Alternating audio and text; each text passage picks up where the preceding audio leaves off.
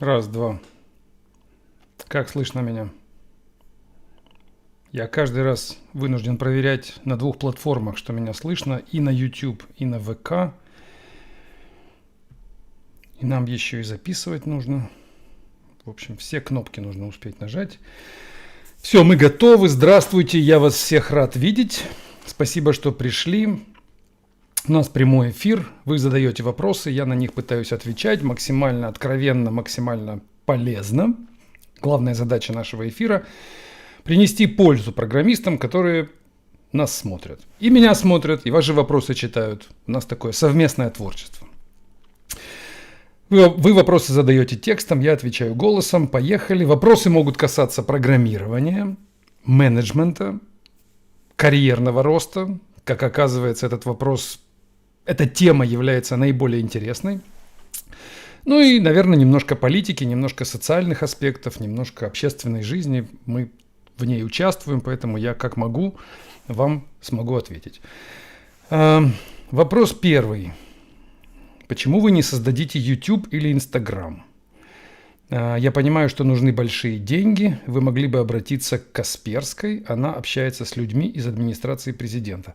Я думаю, что, видимо, речь идет о российском YouTube и о российском Инстаграме. Я думаю, что уже есть и то, и другое. Вопрос просто количества трафика на этих платформах. Посмотрите, сколько человек в онлайне слушает наши трансляции на YouTube и сколько человек в онлайне слушает на ВК. Это цифры будут 1 к 10. Ну, видимо, со временем отечественные платформы наберут трафик. Хотя я, в принципе, мне кажется, что лучше было бы, если бы была централизация таких площадок. Если бы в мире была одна Википедия, один GitHub, один Instagram, один, условно, Facebook, центральные площадки были бы под контролем. Так будет, мне кажется, лучше. Я вообще за монополизацию рынка одним производителем. Я вижу, что организация рынков или рынка по принципам конкурентности приводит к дублированию усилий человечества по организации этих услуг и производству товаров. Возьмите рынок такси. Когда-то в России было много компаний, которые предоставляли эти услуги. Сейчас, секунду.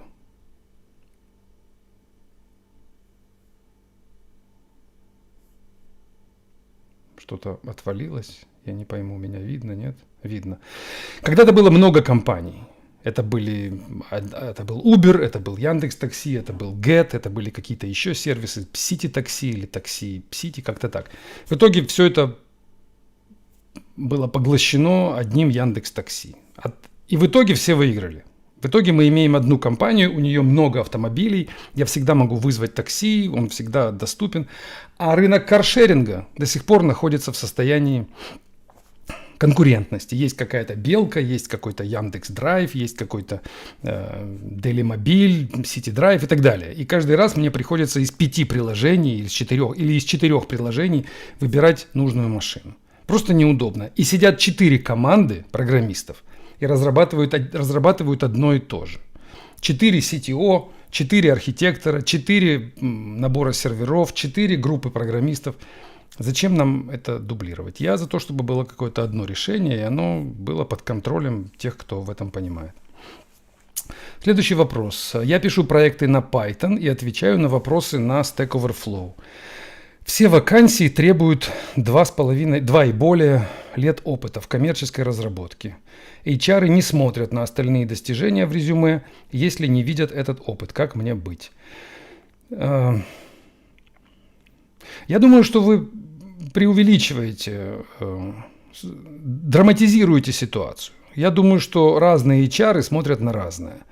И, конечно, если вы претендуете на позицию lead-архитект, и у вас нет 2 лет опыта в коммерческой разработке, то да, HR будут скептически настроены.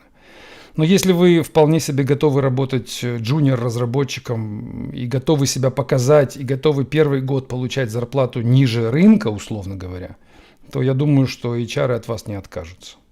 Претендуйте просто на что-то менее амбициозное поначалу. И, как я уже много раз говорил, выбирайте компанию покрупнее. Идите в большую компанию, в идеале вообще государственную или полугосударственную. И там идите на невысокую позицию поначалу. Пускай это будет junior-девелопер даже с зарплатой ниже рынка. И там стройте карьеру. Постепенно, шаг за шагом, в итоге вы добьетесь того, чего вы хотели. Если же вы сразу претендуете на много денег, и для вас деньги являются определяющим фактором при устройстве на работу, вам будут попадаться менее качественные карьерные лестницы.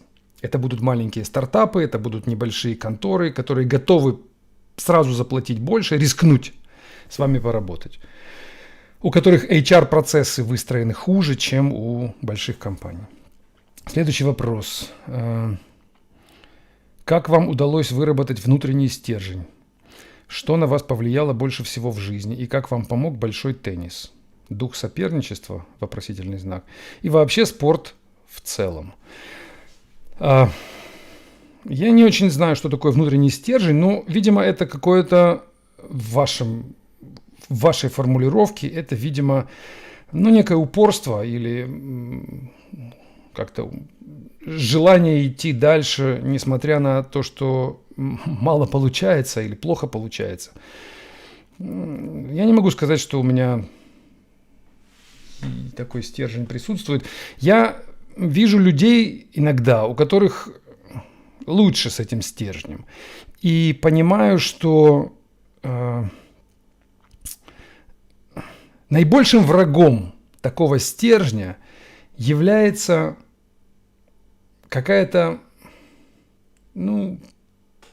какая-то пытливость, что ли, какое-то разнообразие мозговой активности, желание творить, желание искать новое, желание пробовать.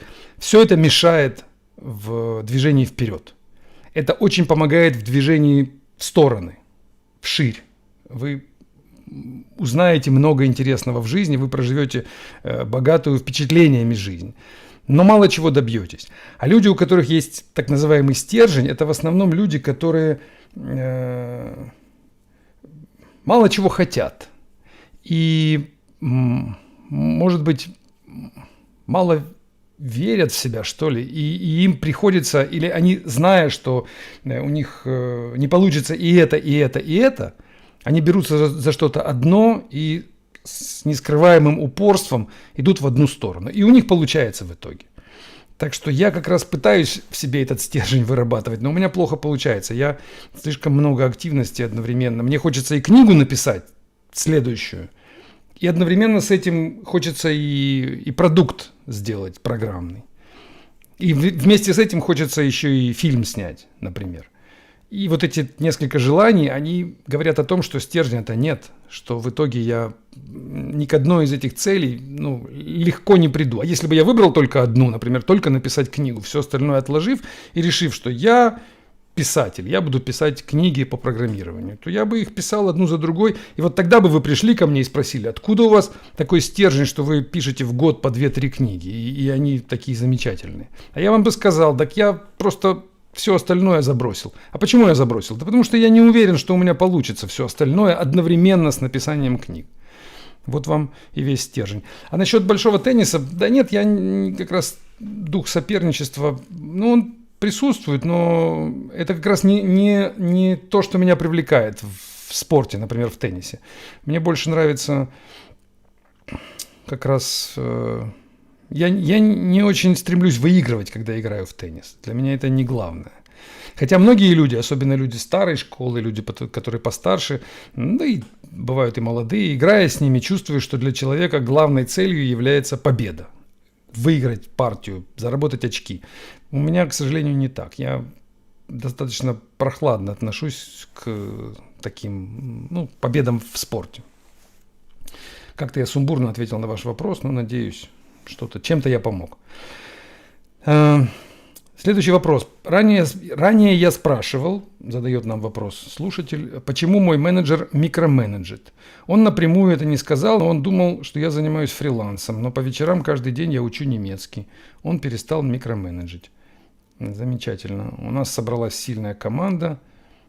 Так, концовку читаю, вопрос длинный. Как вы бы поступили, как поднять дух? Остальные очень сильно фрустрированы. Я много раз отвечал на вопрос, как поднять командный дух. Надо... И всегда этот вопрос делится на две части. Сначала нужно определиться с тем, ваша ли это команда, имеете ли вы контроль над ситуацией. В большинстве крупных компаний у вас такого контроля нет. И это не ваша команда. Не ваша. Вы не владеете ситуацией. Вы не менеджер. Вы просто человек с табличкой Team Lead, но и не более. Где-то я недавно в Инстаграме видел смешной ролик такой, критикующий Project Management. И там взяли фрагмент из фильма «Бешеные псы» Тарантино. Начальную сцену, где они распределяют роли, и каждый выбирает себе цвет, точнее, каждому назначается цвет, и сделали другую озвучку. И там одному говорят, ты будешь продакт, какой-то менеджер, ты будешь главный архитектор, ты будешь кто-то еще. Они там сопротивляются, кто-то возмущается, кто-то соглашается. Но самое интересное – это конечная фраза. В конце он говорит, вы здесь... В конце этот главный, который выдавал цвета, он говорит, я здесь project manager, а вы для отчетности. Вот это ключевая формула, по которой построено 90% команд. Вы для отчетности там находитесь. И даже если вы project manager, то вы тоже для отчетности. Вы просто, табличка на вас написана project manager, но менеджмент осуществляется сверху. По формулам, которые определены до вас. И у вас нет никакой возможности ни на что повлиять. Вы команду дух не вернете. Вы можете просто в этой ситуации для себя лично получить определенную выгоду. Например, подняться на уровень выше. Стать менеджером более высокого уровня. Каким образом? Мы обсуждали. Существуют всякие грязные методики. И в основном они именно и работают. Вы можете кого-то подсидеть, кого-то обмануть, кого-то подставить, найти в ком-то недостатки, на кого-то написать жалобу, на кого-то анонимку написать. Все методы корпоративной игры можете использовать. И вы в итоге подниметесь выше. Но поднимать командный дух не надо, у вас ничего не получится. А есть другие ситуации, когда действительно команда ваша. Допустим, это стартап, или в основном это в более малых группах, где вы находитесь близко к бюджету, где вы находитесь близко к источнику денег, источнику ресурсов. Потому что дух и все остальное определяется дух командный методом управления ресурсами. То, как распределяются ресурсы, то, как мы решаем, кому сколько достанется, отсюда идет все остальное. Это отправная точка для всех остальных управленческих мантр, управленческих правил, игр и всего остального. Где деньги, там и правила. И если вы деньги контролируете, то вы можете правила установить. И дальше, конечно, командный дух, если у вас есть возможность управлять ресурсами, то задавайте командный дух через грамотный, объективный, разумный, справедливый механизм распределения ресурсов. Делите их между людьми так, чтобы они видели, что вы делите их справедливо, и у вас есть для этого голова на плечах, вы понимаете, как это делать. Вы делаете это не интуитивно, не эмоционально, не потому, что вы царь, и у вас ресурсы, и вы кому хочу дарю шубу с барского плеча, а кого сошлю в Сибирь. Такого царя не уважают. Боятся, но командный дух так не построить. Такого царя только боятся и будут просто выжидать момент, когда его либо подставить, либо забрать максимум ресурсов и исчезнуть. Вы должны настроить систему распределения благ так, чтобы люди видели, что за ней стоит логика, за этой системой. Оценивайте работу человека. Давайте ему деньги за результат. И как бы вы это ни настроили, используйте метрики, строчки кода, считайте его, не знаю, количество поклонов в день, количество приседаний, неважно, что-то считайте. Делайте так, чтобы человек видел объективность вашей оценки. И тогда появится командный дух. Все появится, как в спортивных командах. Люди будут бежать на результат, у них появится секундомер, появится дистанция, появятся отметки, появятся жюри, судьи. И тогда команда начнет бороться с другой командой. Появится сплоченность команды. Будет понятно, понятно, кто участвует, кто проигрывает, кого нужно выкинуть из команды. А это неизбежный элемент командной работы. Всегда есть отстающие, всегда есть слабаки. И команда должна этих слабаков выкидывать для того, чтобы росли сильнейшие. Если вы делаете так, что команда может увидеть слабого игрока, и это будет видно объективно, по цифрам, секундомер покажет, то команда вас за это будет уважать, и командный дух будет расти. А если вы будете пытаться командный дух установить через походы в рестораны, через поездки на тимбилдинги, через раздачу пиццы по пятницам, вы только унижаете команду таким образом. Вы показываете им, что плевать вы хотели на их реальные проблемы, на их реальное ожидание от вас, как от менеджера. А вы их закармливаете пиццей за 1000 рублей. Покупаете эту копеечную еду, приносите, и вот вам, это моя вам подачка, ешьте ее. Это все, что я вам дам, это я строю командный дух. Вместо того, чтобы серьезную проблему решить и действительно, как я сказал, настроить систему контроля, анализа, вы их просто пиццей задабриваете. Кому-то это сойдет, новичкам, джуниорам, которые видят эту пиццу второй раз в жизни. Но людям, которые взрослые, которые работают уже 10 лет, и это уже 5-я их компания, они сами себе пиццу могут купить. Им не нужна ваша пицца, и эта вся иллюзия командной работы. Им это не нужно, им не это интересно.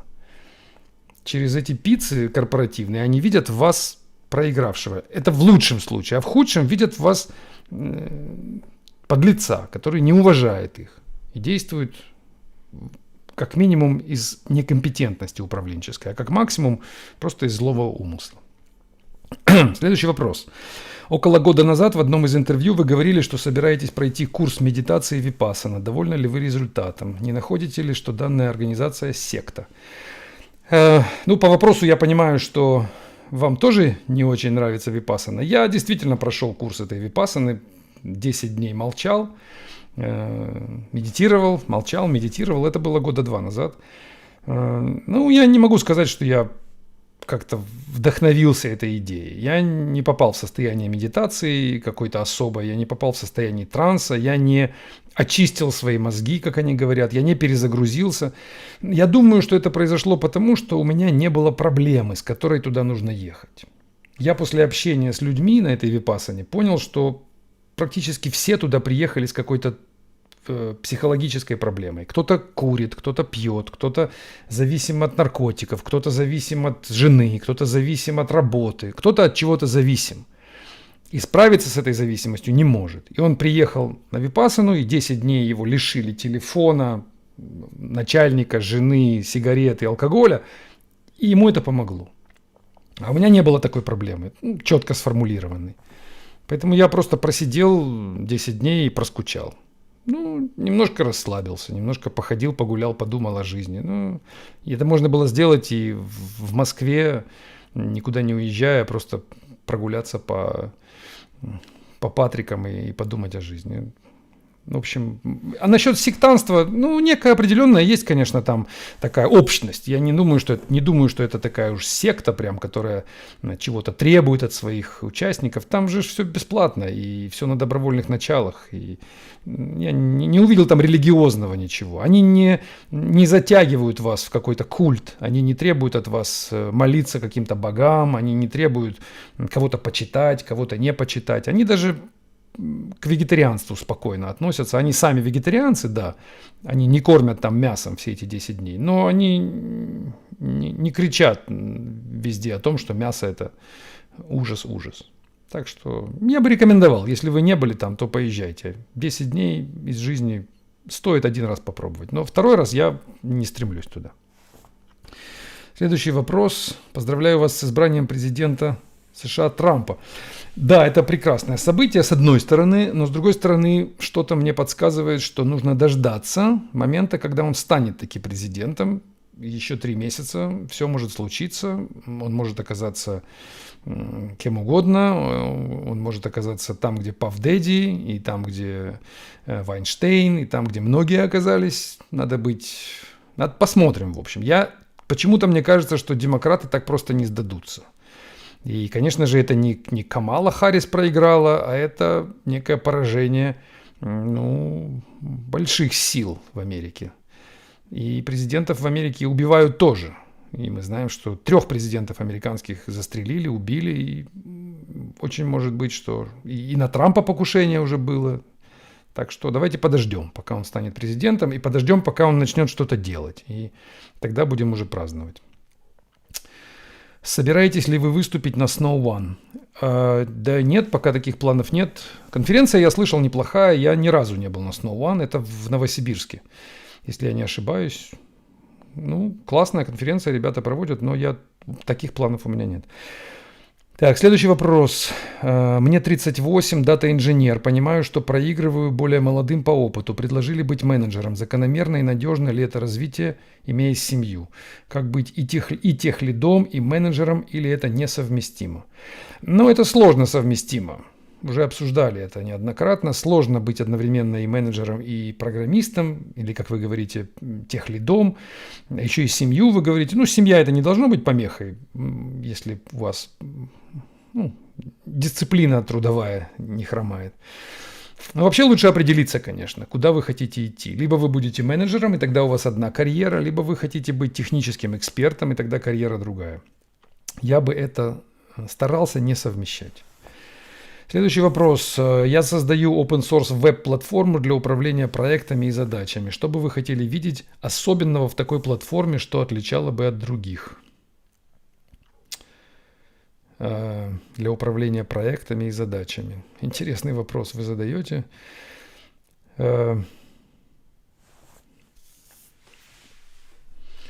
Наверное, искусственный интеллект. Хотелось бы, чтобы было все то же самое, что, например, в GitHub, где мы управляем задачами. И тикеты появляются, pull-реквесты к ним, мы их закрываем, планируем, кому-то ассайним задачи, с кого-то снимаем. Было бы здорово, чтобы мне помогал какая-то нейросетка в этом процессе. Говорила, эта задача поважнее, от этой задачи вы все зависите, эта задача уже 5-й раз встречается, и поэтому можно ее проигнорировать или наоборот обратить на нее внимание. Этот человек всех тормозит, а этот всем помогает. Дайте какую-то вспомогательную функцию от искусственного интеллекта. Кажется, что он уже может это делать. И тогда это будет интересное решение, лучше, чем другие. Так, посмотрим вопросы на ВК.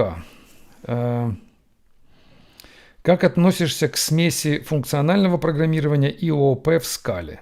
Да, замечательно отношусь, это хорошо. Единственное, жалко ООП. Жалко, что оно погибает от этого смешения, от этого брака, союза. И мы постепенно скатываемся в какой-то... Я не понимаю, почему функции лучше, чем объекты. Почему нельзя вместо функций использовать просто микрообъекты? Объекты одной функции, как мы это делаем в EOLang. Казалось бы, что здесь не нужен функциональный подход, можно вполне себе обойтись ООП. Следующий вопрос. Как часто гуляешь? Бывает ли такое, что тебя узнают на улице? Подходят, хотят пообщаться. Как относишься к такому? Почему-то на улицах такое не бывает. В аэропортах это бывает. Вот на удивление. Очень часто, не каждый раз, но каждый, наверное, 3-й раз, как я куда-то лечу, то в аэропорту кто-то в каком-то зале ожидания, кто-то подходит ко мне. Может быть, потому что там все сидят и не двигаются, и можно подойти, рассмотреть человека. Бывает, подходят, да, узнают, и мы общаемся, иногда фотографируемся. Это прикольно. Я вот думаю, как люди живут, которые очень известные. Я-то тут так программист, а вот представьте себе какие-нибудь актеры, известные, может быть, политики, как они живут жизнью в общественных местах. Мне кажется, это такая травматизирующий опыт. Сначала, наверное, это прикольно поначалу, но потом, я думаю, у этих людей возникают сложности. Следующий. Подскажите, в какой момент следует добавлять в код юнит-тесты? Если в самом начале, то приходится часто их переписывать или вообще выкидывать. Если в конце разработки или в середине, то особого смысла нет, так как код отлажен. Вопрос хороший, Сергей. Смотрите, как я это вижу. И у меня даже есть статья на блоге об этом. Посмотрите, она называется Test-Driven Development. Типа на английском не помню. В общем, идея в том, как я вижу Test-Driven Development, как он работает для меня. Поищите по ключевому слову TDD. Вначале действительно тесты не имеет смысла особо писать, потому что код пока нестабилен, очень нестабилен. На начальных этапах разработки первые 1000 строк кода. У вас еще плавает архитектура, и тесты вам затруднят ее развитие, притормозят. У вас получится ранняя ригидность проекта. Он станет более костный, что ли, менее подвижный, чем он должен быть. Поэтому я бы вначале с тестами не спешил.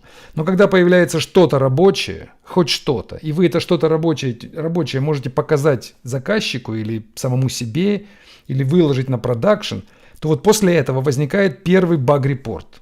И нужно сделать так, чтобы этот баг-репорт возник поскорее и попал в баг-трекер. И ваш баг-трекер заработал. И дальше, когда вы берете этот первый ваш баг-репорт из баг-трекера, вы делаете фикс к вашему коду. И когда вы делаете фикс, вот тут вы обязаны добавить юнит-тест.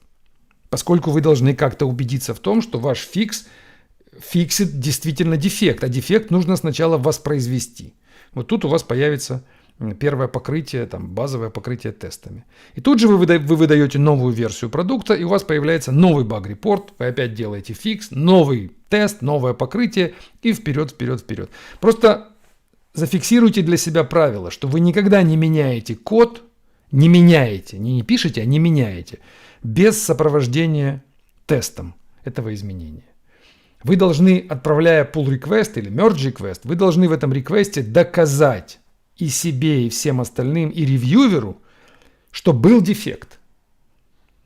Вы не можете просто взять исходный код, в нем внести изменения и сказать: я исправил ошибку. Когда ко мне такие приходят pull реквесты, я всегда одно и то же пишу. Почему я должен вам верить? Я спрашиваю. How can I trust you that you fixed something? Что вы что-то поправили. Как я могу вам доверять? Вот прям так и пишу в тикете. И человек понимает, что действительно иногда люди, если молодые, то они отвечают: у меня на компьютере я все проверил, запустил, действительно была ошибка, а я ее исправил, держите. А у меня на компьютере. А завтра, когда мы откроем этот код, и мы поправим в обратную сторону, мы как проверим, что мы вернули все в ту проблему, в которой были в начале? Не годится так. Мы должны обязательно покрывать тестами. И дальше, вот вы говорите, дальше особого смысла нет, так как код отлажен. Это в конце разработки или в середине. В середине непонятно тогда, зачем вы вообще за код берете, зачем вы его открываете, если он отлажен. Но вы же с ним работаете. Значит, он не отлажен, значит, есть какие-то к нему замечания, значит, кто-то просит его исправить, добавить что-то в него. Вы эти изменения вносите и покрываете все тестами. Количество тестов должно сначала быть малое, потом должно резко увеличиваться, и потом примерно стабилизироваться, это уже в самый конец разработки. И в конце разработки, когда уже проект очень стабильный, очень отлаженный, действительно, его уже использовали 5 лет подряд, то у вас будет, когда к вам будут приходить баги, то вы будете писать тестов 500 строк, а продакшн код меняться будет в 3 строчках. Вот такое будет соотношение. Вы будете очень много усилий тратить на то, чтобы повторить ошибку, потому что это будет сложно сделать. И немножко, буквально пару строчек, вносить изменения, чтобы ошибку исправить. Такая динамика должна быть. Вы должны к ней прийти. Чтобы в конце тестов было супер много по объему, а продакшн кода очень мало. И так и будет, если будете тест-driven development делать. Так, следующий вопрос. Как вы думаете, после победы Трампа упадут ли цены на сливочное масло в России? Я надеюсь, что если все пойдет так, как хотелось бы, и действительно Трамп придет к власти, и придет действительно к власти, а не окажется марионеткой, вероятнее всего, он окажется марионеткой, как и было, так он и продолжит ею быть. Но давайте предположим, что те силы, которые за ним стоят, придут к власти, то я предполагаю, что будет оттепель. Будет снижение интенсивности санкций, будет снижение интенсивности этой враждебности, которая между континентами сейчас установилась. Даже в open source сообществе, вы об этом знаете и слышали. Я думаю, что все это пойдет на спад и будет восстановление отношений. Так что и цены на сливочное масло, я думаю, что будут расти. Потому что сейчас цены на сливочное масло, цены на жилье, цены на проезд в России ниже, чем в Европе. ниже, чем в Америке.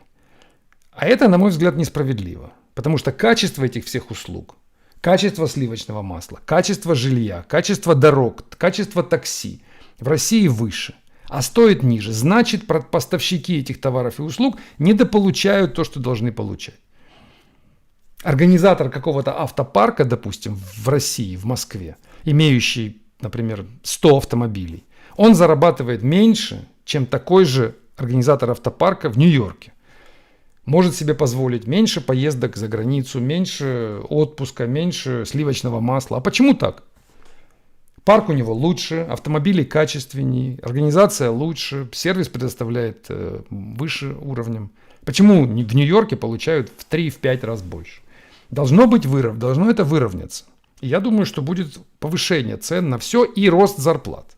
Я экономист из меня никакой, но я понимаю, что чем выше цены, так я понимаю, на товары и услуги, тем, значит, эти же деньги, они же попадают в руки тем, кто предоставлял эти услуги. Значит, таксист получает выше зарплаты. Значит, если, конечно, не считать, что все контролируют капиталисты, и они просто богатеют. Но давайте предположим, что налоговое давление тоже будет усиливаться. Будет не 13-15%, а 40-50%. То есть мы придем в итоге в ту картину экономическую, в которой живет Америка. И налог будет 50% допустим, на зарплату. Но эти деньги будут использоваться и так далее, и так далее. Так что я бы за повышение цен на сливочное масло. Что такое скалярное произведение? Так, меня тестируют в очередной раз. Скалярное произведение. Я так понимаю, это перемножение двух векторов. Как зовут кошку? Я вам на этот вопрос в конце отвечу. Так, следующий вопрос. Возвращаемся на YouTube. В одном из стримов вы говорили, что вы не эксперт во фронтенде и бэкенде. Скажите, в чем вы эксперт? Ваши сильные стороны в работе. Я действительно не эксперт в бэкенде. Мне кажется, что эксперт в дизайне софта. Вот если бы я себя продавал, и в интервью меня бы спросили, в чем вы действительно эксперт, я бы сказал в двух вещах. Первое, это я могу, благодаря своему опыту, многолетнему, и тому, что я видел самые разные системы и разного масштаба, и видел их по всей вертикали, от системного уровня до интерфейса, до UI, мне кажется, могу сказать, как система устроена целиком, софтверная, и какие в ней слабые стороны, и почему нужно переделать. Такой вот я, как будто бы систем-дизайнер, я бы назвал. В этом, мне кажется, у меня больше всего экспертизы. И это сильная сторона. А второе в менеджменте. Я тоже, опять же, благодаря, видимо, многолетнему опыту, я видел команды самых разных размеров, я видел, как они развиваются, как они разваливаются, почему они разваливаются. Я могу, глядя на то, как устроен менеджмент в организации или в команде, я могу сказать, где болевые точки, где нужно исправить, как нужно сделать по-другому, как сделать правильно. Может быть, я не очень хорош как линейный менеджер, если меня поставить просто в команду и сказать «управляй», но при этом, как я уже сказал, не дав полномочий, не дав контроля, не дав инструментов управления, то я буду такой плохой менеджер. Я буду, мне будет некомфортно, не нравится это будет, и я буду сбоить. Пострадает команда. А вот если спросить у меня, глядя так издалека на организацию менеджмента в большой компании, в большом коллективе, то я, мне кажется, смогу построить процессы, если дать возможность их строить. Вот в этих двух областях я, видимо, чувствую себя окей. Дальше вопрос. Тут много вопросов, я отлистаю. Какая была мотивация вести блог YouTube, когда у вас не было аудитории? Что сподвигло начать? Артем спрашивает. Я вам скажу, денег заработать. Я помню, что я тогда жил в Амстердаме, и я как-то встретился с одним таким экспертом по развитию бизнеса, что ли, я уже не помню, кто он конкретно был, не помню, как его звали. И я ему говорил, что мне нужно выйти как-то на рынок, и я вот хорош в консалтинге, в то время не было у меня full-time employment, и мне нужны были заказчики, я мог софт писать, это было очень давно, я мог писать софт, я мог консультировать, и я говорил, вот я хочу быть таким высокооплачиваемым экспертом. Я не хочу быть просто программистом линейным, которым, ну, как все, который сидит в кубике и пишет какой-то рутинный софт. А я хочу вот быть архитектором, то есть денег побольше, работы поменьше. И он мне тогда сказал, он говорит, так тебе же нужно тогда как-то себя выделить и себя продавать, тебе будет тяжело, просто рассказывая людям, что ты замечательный. Одного твоего резюме мало. Ты в нем написал что-то, но ты не работал в Google, ты не работал в Амазоне, ты не работал в IBM. У тебя нет, ты не продаешь, твое резюме не продается. Так он мне сказал.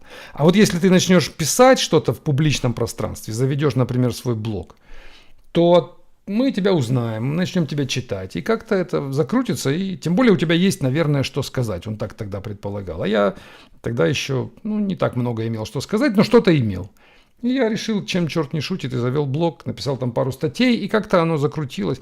А YouTube позже пришел. Когда я выступил один раз в Сан-Франциско, это было, я выступил на митапе и снял себя на камеру, на телефон, решил снять и не потерять это видео. Хотя я выступал и раньше, у меня были выступления и до этого много лет назад. Но тогда не было еще телефонов в таком вот удобном формате с камерой. И все эти выступления потеряны, к сожалению. Вот первое я записал и выложил, сделал канал и выложил туда его. Думаю, чтобы не пропадало. И как-то там появились какие-то десятки слушателей. Потом дальше. Вот и все. Вот такая была история. Просто хотел, я вам рассказал, чего я хотел. Денег хотел. Следующий вопрос. У меня 3 года опыт программирования на PHP. Мне предложили совместный стартап. Не знаю, что выбрать. Стартап или продолжать расти в крупной компании. Что бы ты посоветовал? Я всегда советую в крупной компании. Стартап в итоге закроется. Мало из каких стартапов появляются в Фейсбуке. В основном в Фейсбуке не появляются. В основном стартапы заканчиваются поражением. 99 из 100 стартапов – это провал на выходе. И это провал ваш будет в том числе, потому что у вас в резюме будет написано ABC Incorporated какой-то, в котором вы работали в каком-то Дубае или где это обычно происходит. И вам придется стартовать с нулевой точки опять. К нам бывает приходит, был у меня интервью буквально год назад, наверное, парень из Европы, такой взрослый, за 40 ему лет, и он прямо с таким сожалением на интервью говорил, что говорит, я последние 20 лет или 15 лет провел в стартапах. И я понимаю, что я прям джуниор-программист на выходе. У меня в резюме ничего нет толкового. Я просто заработал себе на квартиру в какой-то там, где-то в какой-то Испании, что ли. Вот я купил себе эту квартиру, и мне 40 с чем-то лет, и я как будто мне 22. Мне нужно начинать заново. И он к нам пришел в мою команду и говорит, возьмите меня на какую угодно работу. Я готов как джуниор-программист работать, потому что я не умею работать в большой команде, я не умею работать в большой компании, я не понимаю, как это все устроено. Я просто, торговал своим временем все это время. Я потерял его. Вот вы сделаете то же самое. Не нужно. Стройте карьеру. Пока вы молодой.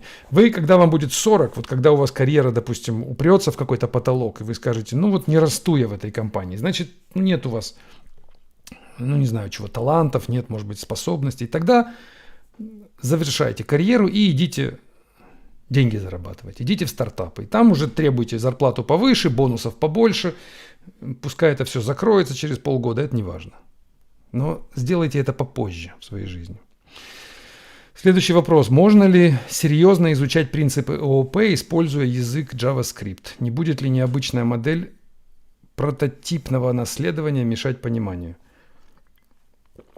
Нет, не будет. Я думаю, что JavaScript язык куда более стройный, куда более элегантный, чем та же Java или C++. У меня даже книжка по программированию про ООП, называется Junior Objects, она вся на JavaScript. Так что я за JavaScript. Мне он очень нравится.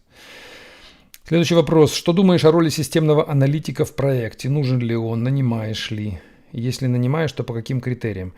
Уже спрашивали какое-то время назад. Я думаю, что нужен, да. К сожалению, этих системных аналитиков не так много. К сожалению, мы эту роль не понимаем толком. И не умеем быть системными аналитиками. Системный аналитик – это человек, который умеет с языка клиента переложить на UML. Переложить на язык, на строгий язык requirements, на use cases, на диаграммы, на sequence диаграммы. Ну, много вы знаете таких людей. Вы вообще знаете людей, которые на UML умеют разговаривать? Их же просто нет больше. Остались вот эти вот agile мастера, которые на пальцах умеют разговаривать, и да ни на чем они не умеют разговаривать. Но нужны системные аналитики, да. Просто это роскошь определенная в команде, которую не каждый может позволить себе. И негде их брать, этих аналитиков. Их просто не учат, их нет. У нас нет курса, допустим, который бы готовил, я сейчас хотел сказать, в вышке нет такого курса, где я преподаю в том числе. Я подумал, может быть, есть. Я вам сейчас скажу, что нет, но может быть есть. Но я не видел этих специалистов. Которые бы умели на этом. На какой митинг не придешь, где не разговаривают люди, но нет у них на диаграммах, нет у них в презентациях, нет у них на доске, где они рисуют. У них нет секвенс-диаграмм. Люди не знают, что это такое. Есть что угодно другое. Палочки, стрелочки, крестики, квадратики. Они разные цвета используют. Или use case диаграммы. Это вообще какой-то... этого просто нет. Следующий. Может ли быть полезен в ваших исследовательских работах в лаборатории человек, хорошо владеющий JavaScript, но посредственно компилируемыми языками? Да, у нас много, не то что много, у нас есть один центральный продукт, который на JavaScript написан, и туда нужны люди. Приходите, пишите мне, я вам дам задачи. Задачи, которые я их сам решаю. Буквально несколько дней назад на JavaScript написал там целый блок кода. И если бы этого сделали вы, то я был бы очень благодарен. Следующий. Касаемо философии вопрос. Планирую в будущем стать классическим программистом-электронщиком. Что посоветуете изучить, кроме C и C++? Что можете посоветовать для общего развития и философии? Как тут про философию не очень понял, где здесь философия и что такое программист-электронщик. Наверное, Rust, я уже говорил об этом. Я думаю, что системный язык будущего – это Rust, а не C, не C++. C++ и C – это, на мой взгляд, языки умирающие. Они старые, они созданы были 40 лет назад. У них старые механизмы сборки, старые механизмы компиляции, старые механизмы стайл-чекинга, статического анализа. Это все наследие, которое мы за собой тащим уже не первый десяток лет. И просто не можем его сбросить. А языки типа Rust, и может быть будут другие подобные языки, они нам помогают как-то освободиться от этого. Их изучайте. C++ это тупик. Это еще 10 лет и все. На нем будут программировать только пожилые люди. Молодежь хотя учат. В той же вышке ко мне приходят студенты, первый, второй курс, на чем вы умеете программировать, на C++. Пока их учат C++, да. Но это пока. Дайте еще время. Попробуйте просто, поработайте с C++, а потом поработайте с Rust. И вы увидите, как все по-другому выглядит. Как выглядит код, как он собирается, как организованы эти пакеты, как это все. Это как 91 год и 2021. Разница между ними в 30 лет. Между этими двумя парадигмами. Я и тот язык знаю. Знаю на уровне обывателя, конечно. Но писал я когда-то на C++, начинал. А сейчас не хочу на C++. Прям к нему такое отторжение определенное. И мне пишут в комментариях, что это, не тот C++, сейчас современные версии, Но мне кажется, что язык просто изуродован современными изменениями, которые в него вносят из года в год. В нем появляется какой-то новый синтаксис, в нем добавляются новые конструкции. Они просто монстра делают, как из Java, точно так же. Превращают старый, когда-то подходящий язык под свои задачи, они превращают в то, что... чтобы как-то удержать аудиторию, чтобы аудитория не убежала в какой-нибудь условный Python или в тот же Rust. Они поэтому дают им, по максимуму наваливают туда фич, которые туда никак не клеятся изначально. Срезать нужно это и заниматься новым языком. Следующий вопрос. Почему начальник отдела разработки не хочет повышать зарплату подчиненным и теряет ценные кадры, спрашивает Михаил. При этом вице-президент компании выделил бы средства, не раздумывая.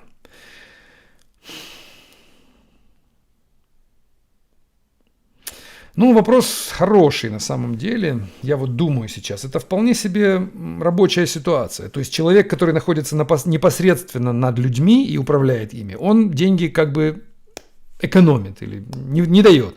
А человек, который над ним, вполне себе мог бы бюджет выделить, у него вроде бы ограничений нет. И получается, из-за этого человека на уровень ниже мы теряем ценные кадры. Ну, я думаю, что первая моя версия в том, что он пытается просто какую-то управляемость получить. Потому что деньги – это механизм управления людьми. С этого мы начали сегодняшнее общение. У кого ресурсы в руках, тот и управляет. Кто платит зарплату, тот и генерал. По-другому не бывает. Как бы вам ни рассказывали. И если человек имеет возможность вам не заплатить, то значит он вами управляет. Значит вы его будете слушаться, так или иначе. А для менеджера это важно. Потому что иначе он не менеджер. И для менеджера управляемость команды, то есть я сказал, ты сделал, а это и есть управляемость, она важна. Наверное, важнее всего остального. Ну и вот пытается человек вами управлять и не повышает вам зарплату. Почему? Ну потому что хочет вас наказать таким образом, чтобы вы его слушались, чтобы вы делали то, что он хочет, а не то, что вы хотите. Это первая такая брутальная версия в лоб. Может быть, второй вариант. Он пытается сохранить какую-то логику распределения ресурсов в команде. Ну, допустим, вы к нему приходите и спрашиваете, я хочу зарплату на 20% больше.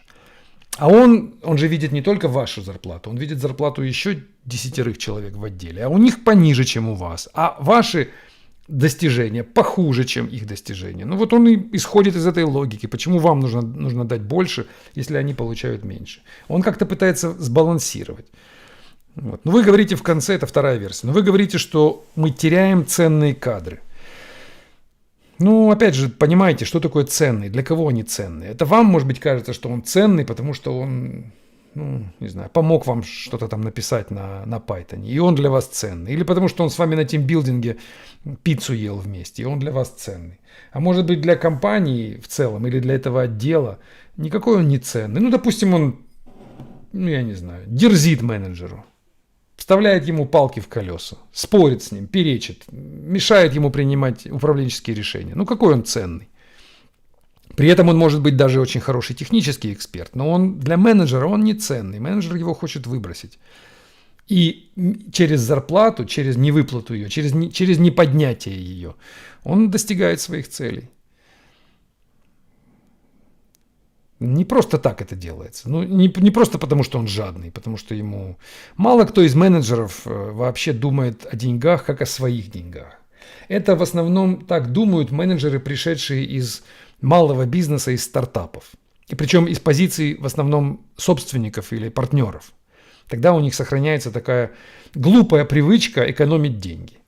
У профессиональных менеджеров, которые работали в больших компаниях с самого начала, они понимают, что деньги не имеют пределов. И можно тратить все подряд. Можно тратить все, и нет конца денег у компании. Не нужно думать о том, что вы сделаете что-то хорошее, если вы сэкономите деньги для компании. Это контрпродуктивная цель. Это цель, которая будет только вредить вам. Вы должны мыслить иначе. Вы должны думать, как мне на себя получить как можно больше ресурсов для своего отдела. Как их отжать у соседнего отдела. Как отобрать на себя бюджеты. Как потратить побольше. Чем больше вы тратите, чем больше тратит ваш отдел, тем лучше. Тем, значит, более вы на хорошем счету. Это значит, что вы для компании наиболее ценны. Вот такая вот странная логика, но она в больших коллективах она такая. А в малых компаниях, конечно, каждый рубль это как свой рубль. И ты стараешься подешевле сделать, ты стараешься... Сколько раз я наталкивался на эту... у меня такой же дефект. Я тоже пришел из малого бизнеса и попал в большую компанию. И первые несколько лет я вел себя крайне неэффективно. Я говорил менеджеру, что я знаю, как экономить, я знаю, как потратить меньше, я знаю, как нанять человека и договориться с ним на меньшую зарплату. Вот приходит ко мне человек на интервью, хочет условно 300 тысяч рублей. А я ему на интервью говорю, ну это многовато, не получится 300, получится 250. И он, слушая мои доводы, говорит, ну хорошо, я очень хочу к вам в команду, хорошо 250. Это ошибка. Нужно было наоборот сделать. Нужно было сказать 300, да мы 350 дадим тебе. Ты же такой хороший кадр. Потом пойти к менеджеру и убедить его, что этот человек стоит 350. И получить 350. Чем больше зарплаты в моем коллективе, тем больше я стою как менеджер. Так мыслит крупная организация. А если у вас дешевые сотрудники, получают мало, а в соседнем отделе получают сотрудники больше, ну так они же лучше, они же больше денег получают. Так что ваш менеджер, надо понять, что это за человек, почему он так мыслит. Если он пришел из, конечно, малого бизнеса, то, возможно, он по ошибке продолжает экономить. Так, следующий вопрос. Куда расти дальше в России после сеньора, если хочется и дальше продолжать писать код? Даже большинство вакансий техлидов сейчас больше менеджерские, чем девелоперские.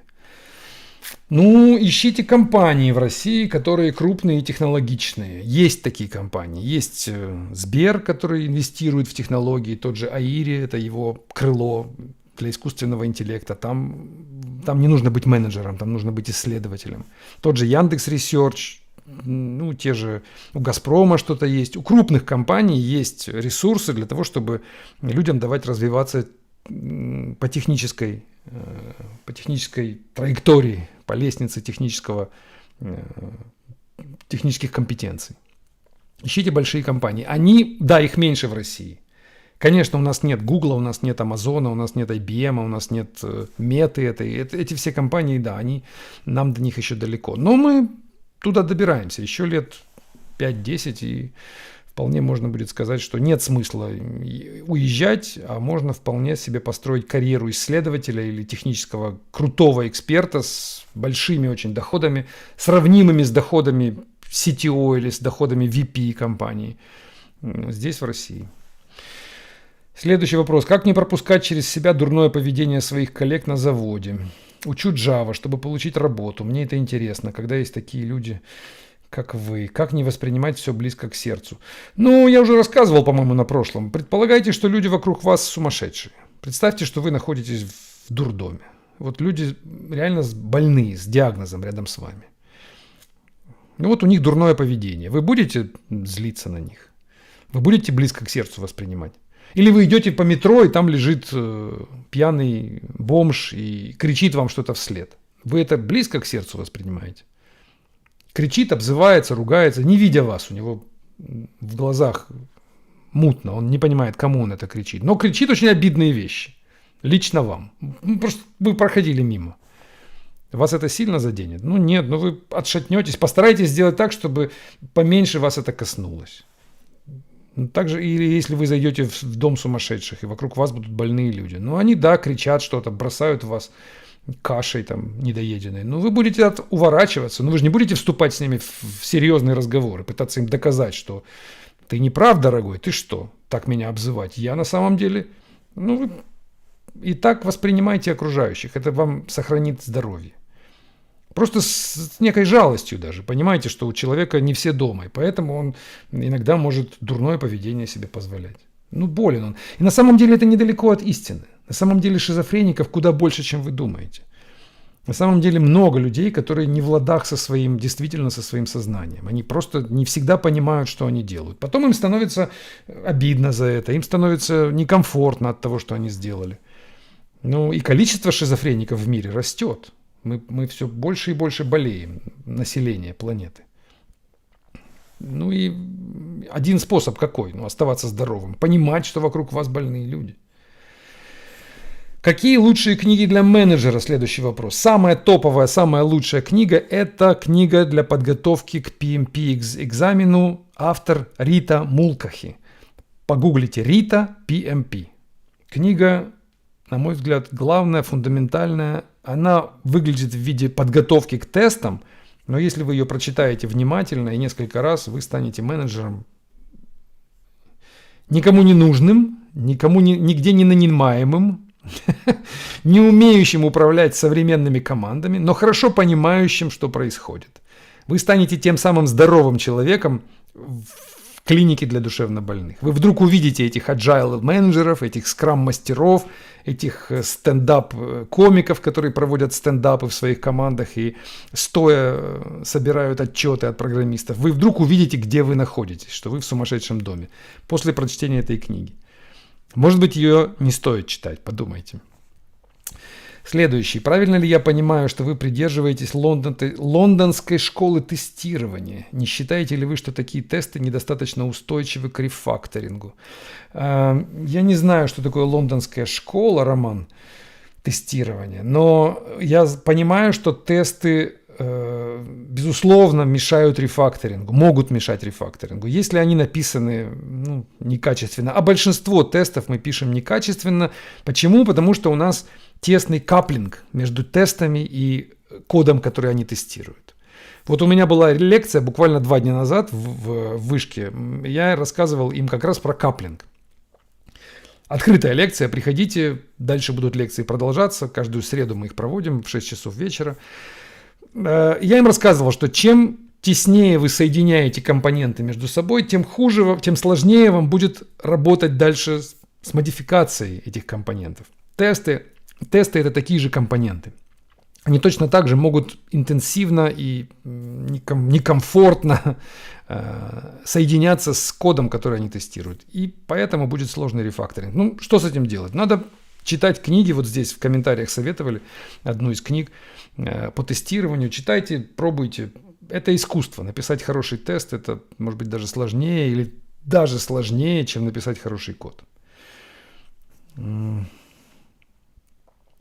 Я в команде один бэкэндер, я так понимаю, бэкэндер. Часто срываются сроки задач, потому что что-то постоянно ломается в монолите. Я нервничаю. Мне кажется, что я чиню поломки. Это аффектит на меня, будто я пытаюсь. И дальше мы потеряли Артема. Да, понимаем вашу боль. Следующий вопрос. Вы много рассказывали о своих экспериментах со здоровьем. Отказ от сахара, поездки на Алтай, голодание. Изменил ли вас оставшийся опыт? Придерживаетесь какой-то диеты, отказ от сладкого и так далее. Не получается у меня никакие диеты придерживаться. Я экспериментирую просто, просто ради разнообразия. Я ничего не придерживаюсь. Я ем и мясо, и сладкое, и тортик люблю съесть, и шашлык люблю съесть. Я стараюсь фастфуд не есть. Я не пью кока-колу, не ем пиццу, не ем гамбургеры. Это однозначно нет. Вот это то, чего я точно не ем. То есть дешевую еду я стараюсь не есть. Еду, которая приготовлена в массовом, для масс. Это, которую готовят большими порциями, большими тиражами. Это я стараюсь не употреблять. Всякие батончики, все, что завернуто, все, что продается, все, что не скоропортящееся, я стараюсь не есть. Молоко не пить длительного хранения, не есть сникерсы. Вот это все, конечно, категорически нет. А остальное без всяких проблем. Расскажите о проектах с нечеткой логикой. Так, я не знаю, о чем идет речь. Что такое проекты с нечеткой логикой? Я вам расскажу о проекте с нечеткой логикой. Хотите, Андрей? У меня сегодня был разговор с программистом. Программист взрослый, ему за 40. Программист с большим опытом на Java. Я у него спрашиваю, он работает в команде программистов. Я у него спрашиваю, как у вас организован процесс разработки, так издалека. Первый мой вопрос был, как вы получаете, где вы трекаете баги? Какой у вас баг-трекер? Он говорит, Excel. Это первый бит информации, который я получил. В Excel они трекают баги. Это 2024 год. Это люди, разрабатывающие серьезный коммерческий софт в серьезной компании. Это люди с богатым опытом. Это не студент. Это человек, которому 40 плюс, и у него 20 лет за спиной разработки. В Excel. То есть им заказчик, точнее их партнер, с которым они работают в другой стране, присылает баги в Excel табличке. Они эту Excel табличку читают и дальше эти баги фиксят. Я спрашиваю, а почему не можете вы... Я спрашиваю, а где вы фиксите баги? Где вы код храните? На GitLab. Хорошо. А как вы делаете изменения? Говорит, делаем merge request. То есть создаем бранч, делаем merge request. Хорошо. Говорю, а почему вы не можете эти баги трекать там же, в этом баг-трекере? Там же есть кнопочка issues, куда можно заносить. Я даже не знал, он говорит, что там есть такая функция.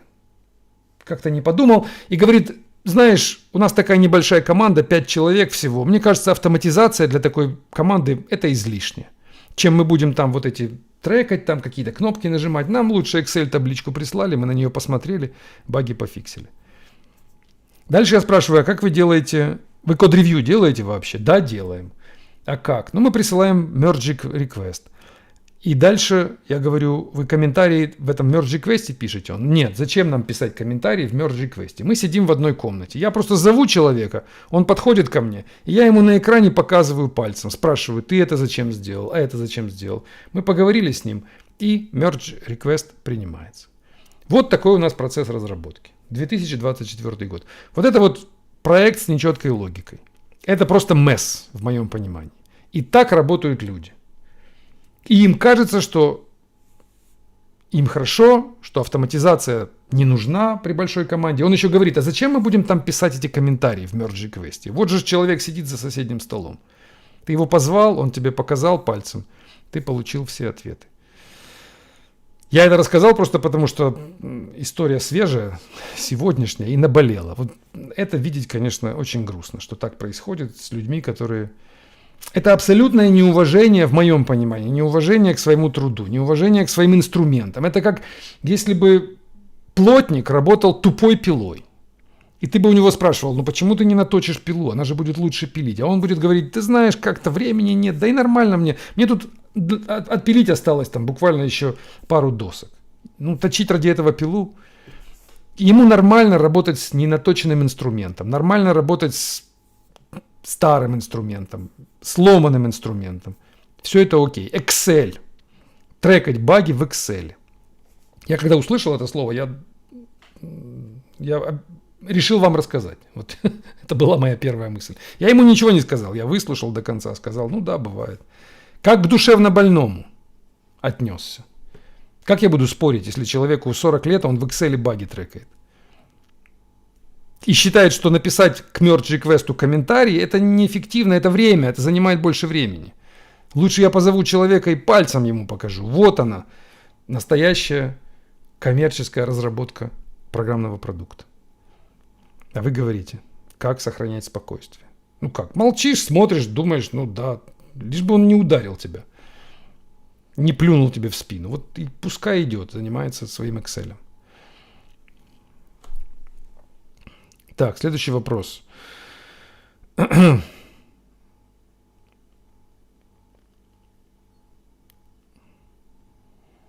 Вы как-то сказали, что видите перспективы в квантовом программировании. Могли бы вы рассказать поподробнее, почему? Я не могу рассказать, почему. Я не знаю. Я не знаю, какие там перспективы. Я просто понимаю, что это что-то интересное. Так же, как я 5 лет назад не мог рассказать, какие перспективы в искусственном интеллекте и в машин-лернинге. Ну да, у нас был машин-лернинг, и он помогал нам какие-то картинки распознавать. Ну и все. Кто знал, что появится чат GPT? Никто не знал. Что-то появится в квантовом компьютинге, мне кажется, ну какая-то интуиция, я не знаю, как это объяснить. Мне кажется, что это что-то интересное, потому что там физика, новая, такая незнакомая физика, таинственная физика, сочетается или пересекается с компьютингом. И на этом пересечении обязательно что-то родится.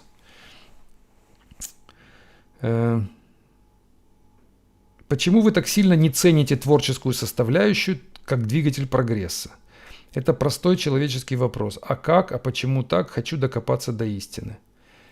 Я бы не сказал, что я не ценю творческую составляющую. Я просто понимаю, что этой творческой составляющей 1% в нашей работе программиста. А 99% это дисциплина. 99% это не использовать Excel для баг-трекинга, а использовать инструменты. Ну вот это главное все-таки. А 1%, да, нужно иногда и пофантазировать, и задать вопрос, а почему так, и поймать этот аха-момент, как говорят американцы.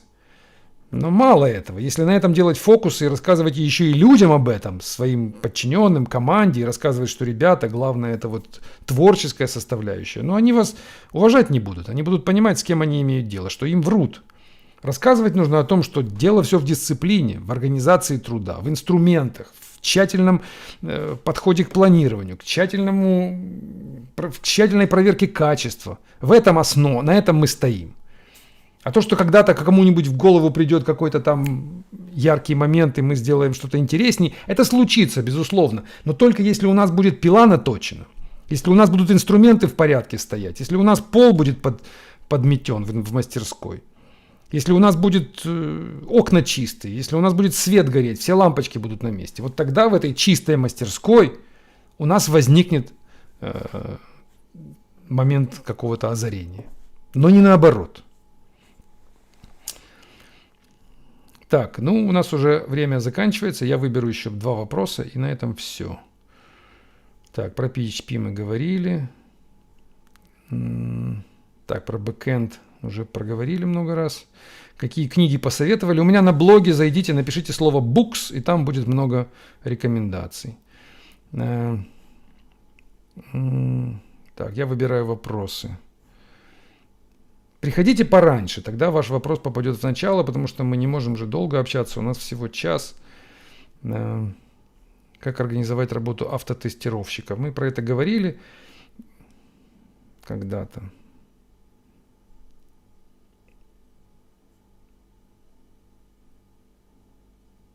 Дайте возможность задонатить, чтобы задать вопрос. Просто приходите пораньше. Ну, эти донаты, мне кажется, это какая-то унизительная история. Ну, я буду за 100 рублей отвечать на вопросы. Ну, это как-то, мне кажется, неправильно.